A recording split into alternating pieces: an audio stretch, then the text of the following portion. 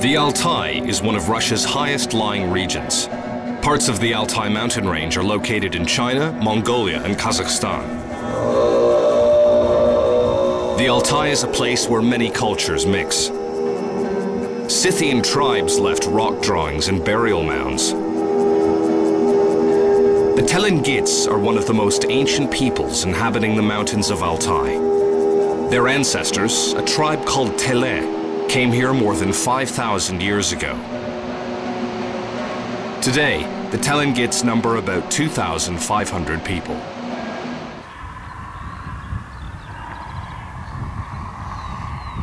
A sacrificial altar, a taigul, sits atop a hill in the Karai steppe. This is the place of the rising sun. It's a sacred place. And the first thing we do is tie ribbons. They're called dyalama. We wish each other well and praise the Altai that our cattle may multiply and that the people will be in good health.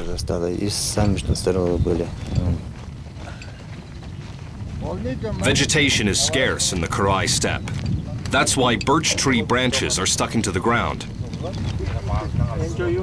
Ribbons are hung on branches and milk is sprayed as a symbol of life and purity. From the birches, the procession moves to the taigul, the stone altar, where the sacrificial fire is lit.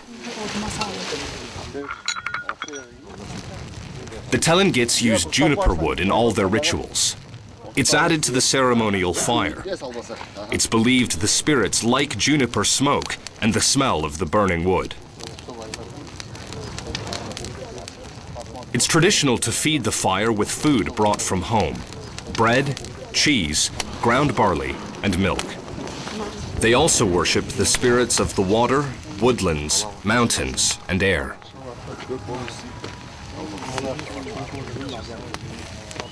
The old ritual of the first leaf festival is well known to all the participants. But it is the Zaisan, or the head of the Telengüt community, who supervises the entire ceremony. The participants follow him to the next site, a stone statue called Kezertash. The Telengüts select their Zaisans from amongst their fellow villagers and treat them with much respect.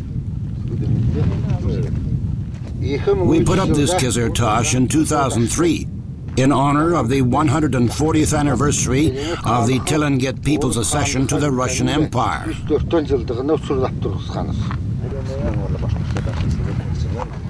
Kezertash means stone warrior.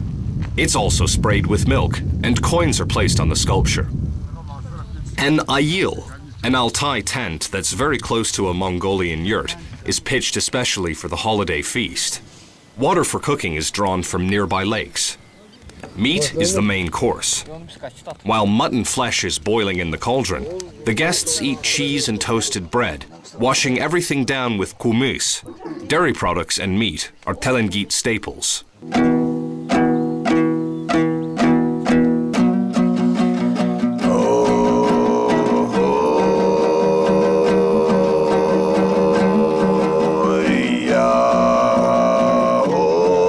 This guttural singing is called kai, and the performers are known as kai chi. Ayrota Tukov made it into the Guinness Book of Records in 2003 when he sang non-stop for 4 hours and 26 minutes. Our ancestors used to sing for 7 days at a stretch. People would sit around and listen. They only had short breaks to wet their whistles.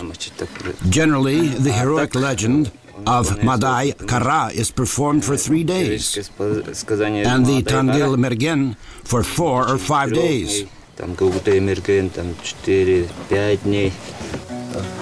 Elis Tadikin is one of the well-known kai chi. He often performs with Guinness record holder Ayrota Tukov. Elis began his singing career at the age of 12.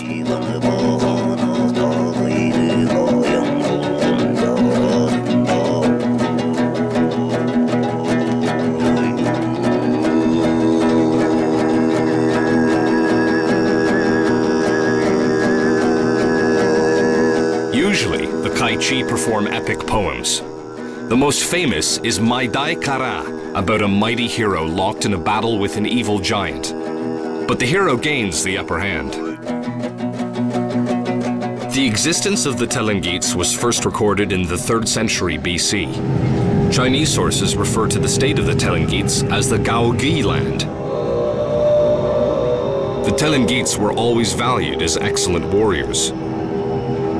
The Central Asian Khans in the olden times used to hire their armies from the Telengütler people, and they conquered India, China, and Persia, all that territory. For centuries, the Telengütler were a nomadic people. They settled about 200 years ago and now live in ordinary wooden houses. Their traditional tents are used in warm weather. The ayils are made of logs and covered with tree bark. Occasionally, they're built as frames, fastened together with camel tendons and covered with pieces of felt. The entrance is traditionally small, to protect against the cold and for other reasons. The ayil doors are built small and low on purpose. A person must pray to the fire the moment he bows to enter the tent. See, I enter and bow to the hearth and the fire. Today, the Telengütler mostly use gas cookers rather than open fires to make their food. It's not only more convenient, it's also cheaper. After putting on his ceremonial gown, Ayuya Deshiv becomes the chief gasman of the Kurai village. Each family makes do with one gas cylinder a month. That's 20 liters of gas. 20 liters of gas costs 300 rubles, or about 12 US dollars. Ayuya Deshiv accepts the cylinders delivered by the suppliers and checks their condition. Checking for leaks is crucial. He comes from a family of Zaizans. He's well versed in his family history and even knows the genealogies of most of his fellow villagers. The social status and lineage of the heads of many households can be determined by looking at the tethering posts, called chaikhi, which the Telengütler place at the gateways to their yards. Here is a Khan, chaikhi, a 9-unit tethering post. It's a Khan thing. It shows that his old ancestors were of Mughal descent, that they were descended from the Mughal Khans. This is why he has a chaikhi tethering post in front of his doorstep. A chaikhi is something that only people with children are allowed to build. A childless master of the house, even if he's a Tsaisan or a Khan's descendant, is not allowed to display a chaikhi. Once, the Great Silk Road went through this area. Dust storms and blizzards, wild beasts and nomadic tribes lay in wait for travelers in the Kurai steppe. Everyone who walked this land hoped to please the local spirits. Thus, a mound of stones grew on the side of the footpath. This is Ulay, another sacred place revered by the Telengütler. Ulay is not far from the Chuisk Highway, Altai's main road. People passing this place stop to give their respects. Each traveler has a duty to add 4 stones to the mound. The higher the hill, the better. Its condition enables you to judge what faith people have, how they love their ulā, and how they keep their traditions in the modern world. Today is a special day. A wedding is being celebrated in the neighboring village of Artalik. The guests come to Ulay to pay their respects to the spirits of the Kurai steppe. Before the main ritual begins, the relatives of the newlywed come out to hail a truck arriving with bride money. It drives in circles around a sacred birch tree. A relative of the groom sprinkles milk on the vehicle so that the property it carries may serve a long life and bring happiness. Telengütler grooms pay a ceremonial ransom called bride money. In the past, cattle used to be the currency, and so the bride money was in the form of sheep. Nowadays, no one gives any rams. It's mostly furniture, household appliances and so on. A bride used to cost 20, 30, 50 or even 100 rams. These men are carrying a washing machine, a television and a sofa into the newlyweds' house. Everything that's necessary for their comfort and happiness. The bride's farewell to her parental home is a crucial point in the wedding ceremony. A curtain stretched between two birch branches will protect her from the evil eye and damnation.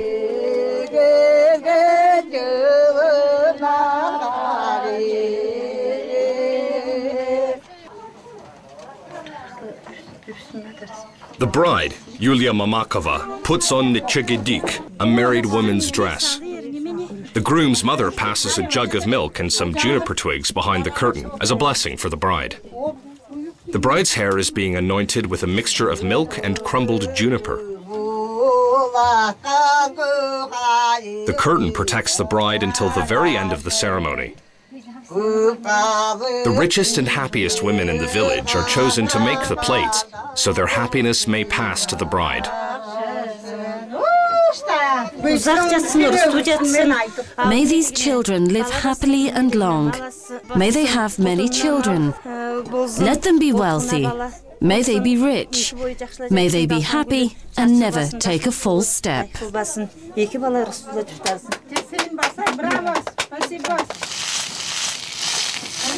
During the wedding ceremony, Mother Fire is fed pieces of mutton fat.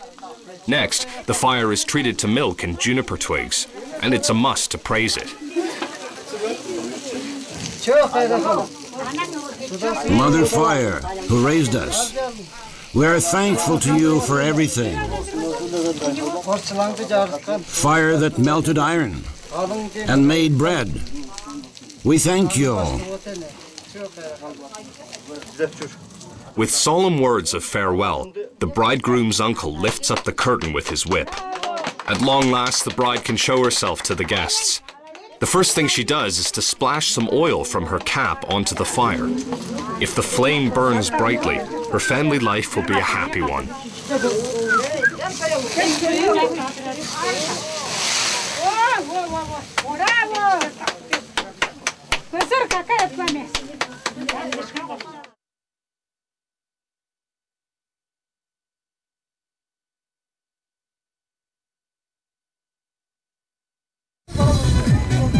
It's traditional for the bridegroom to appear at the very end of the Telengit wedding. His main job, the abduction of the bride, was performed much earlier. Nowadays, it's enough to invite your beloved for a ride in your car and bring her to your parents' house. That'll do for the abduction. She was a maid of honor at a wedding, and I was the best man. That's where we met. I didn't tell her I would abduct her. I just came and brought her right to our house. Now, the modern part of the wedding begins. The newlyweds are touring the area in a car, stopping at sacred Telengit places. A wedding feast is due to take place later in the day. Carrion crows are the companions of all major feasts. They swoop down on the bones and entrails left after the meal is finished.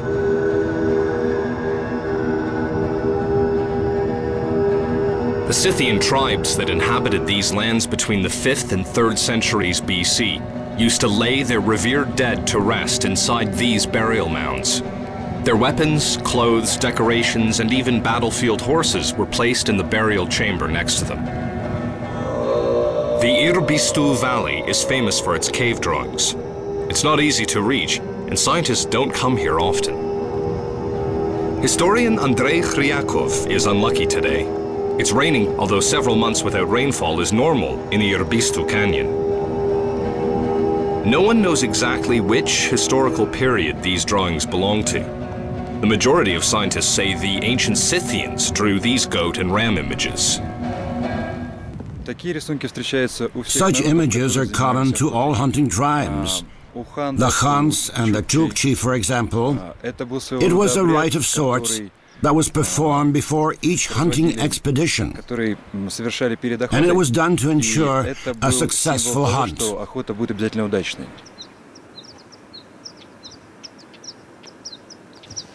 Eduard Kabyshev is a native of the Irbistu Canyon. He breeds sheep, goats, yaks, and horses.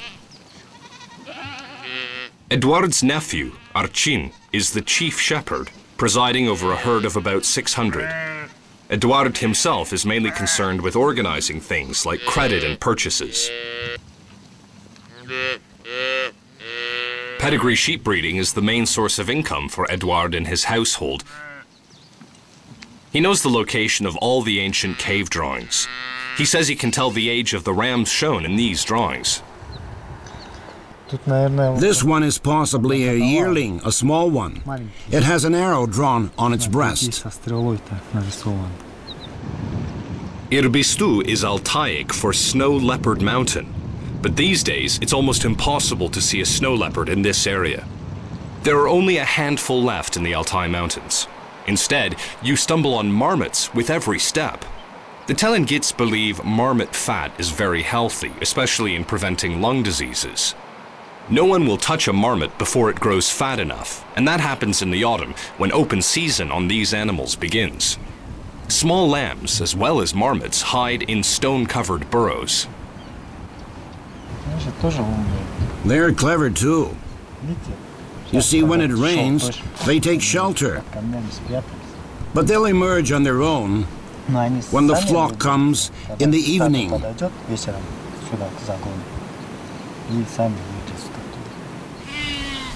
The Telengüts use tender pelts from one-year-old lambs to make coats called turguzator for children. Tatiana Boltokova is a Telengüt fur expert. It's the warmest material. There's nothing warmer in the whole world. You get used to these coats and are spoiled for any other sort. You want to wear this coat and nothing else. Tatiana's pupils are finishing a collection of national costumes at their teachers. They must finish them in time for Eloin, the great Altaic festival. Tatiana's husband, Eduard, is a school phys ed instructor. During summer vacations, he makes a bit of money on the side by driving tourists to the Aktru glacier. Not many cars last long in the mountains, since there are very few paved roads. It's a one-year-old now. One more year and I'll sell it. Next, I'll buy a new one. That's the usual practice. A car won't last for more than 2 years, that's it. Tatiana is hemming a sheepskin without bothering with a thimble. The pelt is very soft. They say this degree of softness can only be achieved by using an ancient method.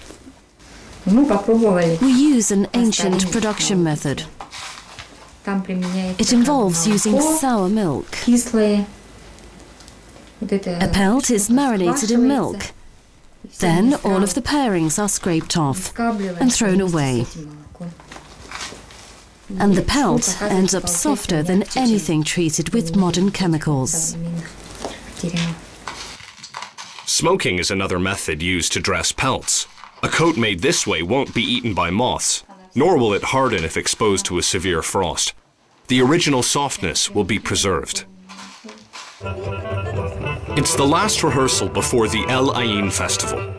The older girls are demonstrating models they made by themselves. Mostly these are dresses decorated with folk ornaments intended for special occasions. These coats are called turguzator. There are amulets on them. These beads are the amulets. The boys have them too. Come here. The boys have special amulets of their own, in the shape of eagle claws. They help a boy become a hunter and become immune to the evil eye. And this ornament has a special meaning. It's called an infinity.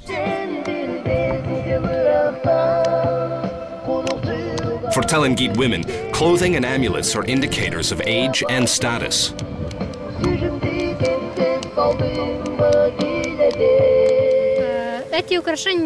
These decorations are called shanku. They adorn young, unmarried women. The Aktru Valley is one of the best-known tourist locations in the Telengits territory. Eduard Baltokov is driving some German tourists there. Small one is to the left. It is called as a tongue, because it's protruded, like a tongue protruded. And there is glacier, amazing. And we are driving from the foot to the... We are driving like this, then... It's a 30-kilometer ride to the tongue of ice and another 10 on foot. The Aktru Valley lies 2,000 meters above sea level. The tallest mountain, Aktru Bash, is more than 4,000 meters high. The Aktru glaciers are popular with climbers and alpine skiers who want unspoiled natural beauty. The glacier slopes are the source of the Aktru River.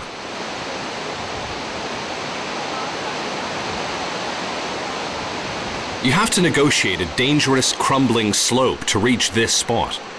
Beyond the waterfall lies a strip of terrain that requires special equipment to cross. It's the land of the spirits, and we are guests here in this land. And it's a very special energy here. You are very well connected with the universe. Worshipping the forces of nature and believing in the omnipotence of the spirits is characteristic of Altaic culture. The Telengits ask the spirits to bless them with good health and luck in their affairs, or for good weather, like the Elohim. Shaman worship is on the official festival agenda, but no spectators are invited because they can disrupt the ceremony. This year, the Elohim festival is devoted to the 250th anniversary of the Altaic accession to Russia. In 1609, the Telengit feudal state established its first diplomatic relations with Russia. The Telengits even assisted with several Russian military expeditions to Siberia. In the mid-18th century, Chinese forces tried to conquer the Altaic peoples. They turned to Russia for protection. Only the Telengits, the fiercest people in the mountain Altai, refused to ask their powerful neighbor for help. For the next 100 years, the Telengits managed to hold their ground against the Chinese forces.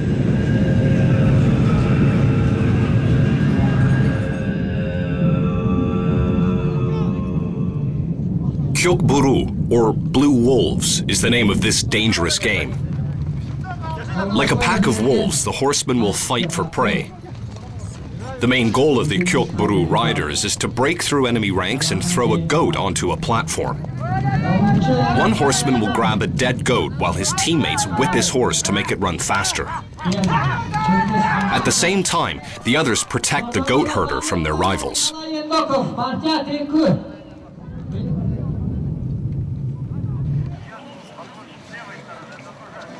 Kuresh, the Altaic name for wrestling, is one of the main components of the El Ayin festival. Altai is the historic homeland of all the world's Turkic nations, and many common traditions have their origins here. The important thing in Kuresh is to make your opponent touch the ground, so the loser is the one who falls down. The main objective is to grab your rival's sash.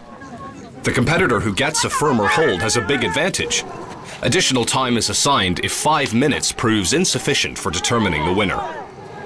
An opponent's sash must be held with both hands to win.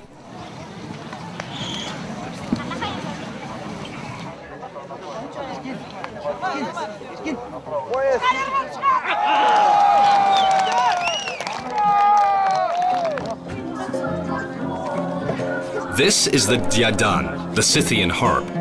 It was first found in a Scythian burial mound in 1929. The Telengits regard it as their national instrument.